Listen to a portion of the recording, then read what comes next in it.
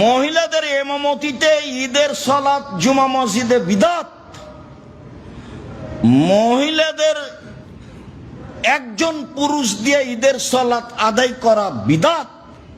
মহিলাদেরকে ঈদের মাঠেই যেতে হবে, প্রয়োজনে রাস্তায় দাঁড়াবে, প্রয়োজনে মাঠে ঘাটে দাঁড়াবে, সাথে সাথে শেষ পর্যন্ত যদি যেতে নাই পারে তাহলে 7-5-12 তাকবীরে বাড়িতে 2 রাকাত সালাত আদায় করে নেবে।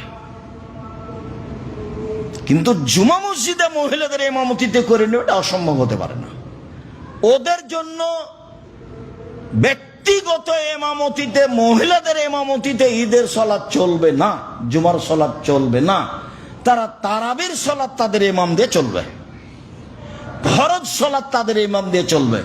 ফরজ সালাতে মহিলারা ইমামতি করতে পারে বাড়িতে যেখানে করুক। তারাবির সালাতে, নফল সালাতে মহিলারা ইমামতি করতে পারে। জুমার সালাত ঈদের সালাতে হবে না।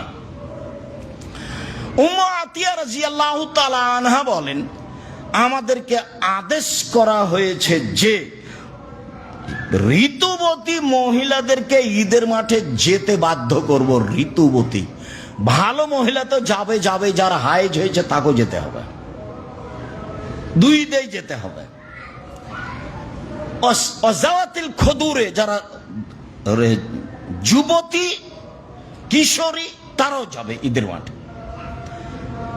ইয়াশহাদনা জামাতাল মুসলিমিন দাওয়াতহুম, কেন যাবে? সালাত নাই তো যাবে কেন?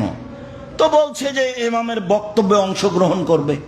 এখন ইমাম তো বক্তব্য কি দিচ্ছে আপনারাই ভালো জানেন। বক্তব্যটা একটা সুন্দর হতে হবে। আর তারা মানুষের সাথে তাকবীর পাঠ করবে। মুসলিম এক গ্রন্থে এসেছে ইউকাব্বিরনা মা'আন নাস, তারা ঋতুবতী মহিলারা মানুষের সাথে তাকবীর পাঠ করবে। মহিলারা বলতে থাকবে আল্লাহু আকবার, আল্লাহু আকবার, লা ইলাহা ইল্লাল্লাহ, আল্লাহু আকবার, আল্লাহু আকবার ওয়া লিল্লাহিল হামদ, আল্লাহু আকবার কবীরা, আল্লাহু আকবার কবীরা, আল্লাহু আকবার কবীরা, আলহামদুলিল্লাহ কাসীরা, আলহামদুলিল্লাহ কাসীরা, আলহামদুলিল্লাহ কাসীরা ওয়া সুবহানাল্লাহি বুকরাতান ওয়া আসীলা বলতে থাকবে। আরো যেগুলো জিকির, এই জন্য তারা ঈদের মাঠে যাবে। তো একজন মহিলা বলল, আল্লাহ রাসূল ইহদানা লাইসা লাহা জিলবাব, যেভাবে বলছেন তাহলে আমাদের তো কারো অনেকেরই নেই, কাপড় নেই, চাদর নেই।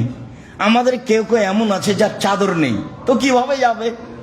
সবাইকেই যেভাবে যেতে বলছেন, তো চাদর না থাকলে কিভাবে যাবে? তখন আল্লাহ রাসূল বলছেন লেতুল বেসা সাহেবাতুহা মিন জিলবাবিহা, কোন বান্ধবী তাকে পরাবে, কারো কাপড় নিয়ে যাবে। কই আল্লাহ রাসূল তো পিছে উঠলেন না। আচ্ছা, না থাকলে যাবে না, এভাবে তো বললেন না। বললেন যে আর একজনের কাপড় নিয়ে যাবে। আর একজনের কাপড় নিয়ে মানুষ যেত আগে, আত্মীয় স্বজনের বাড়ি বেড়াতে যেত আর একজনের কাপড় চোপড় নিয়ে।